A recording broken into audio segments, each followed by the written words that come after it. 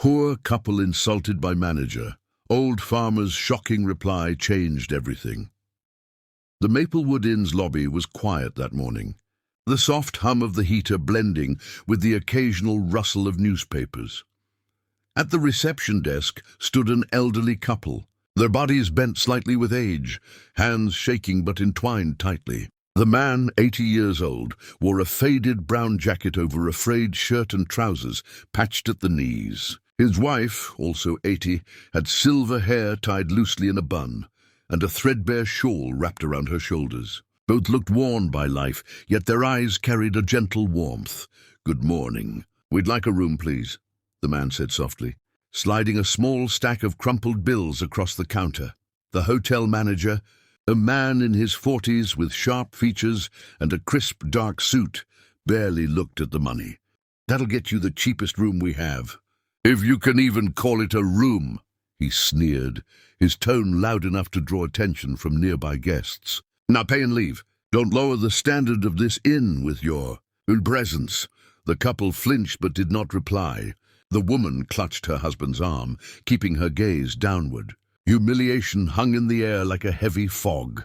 Then a calm voice broke through the tension. "Is that how you speak to guests?" All eyes turned to the source. An elderly farmer, about 70, with grey hair, a short beard, and worn overalls over a white shirt, stepped forward. He leaned lightly on his cane, his eyes sharp but kind.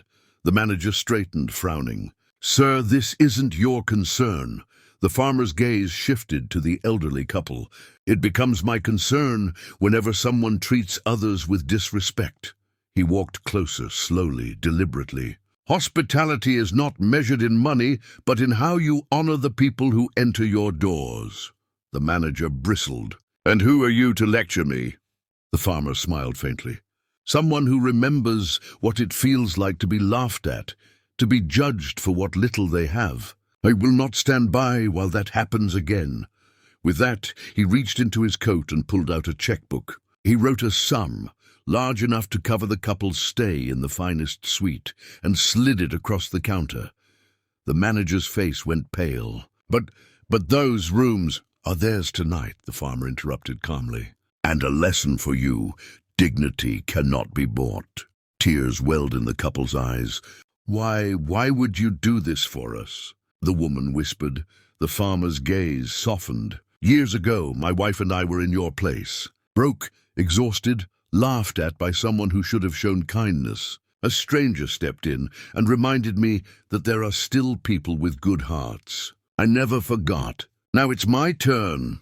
The couple hugged each other tightly, relief and gratitude spilling into the quiet lobby. Before leaving, the farmer turned to the manager. "A hotel can have chandeliers, marble floors, and luxury beds, but without kindness, it is nothing.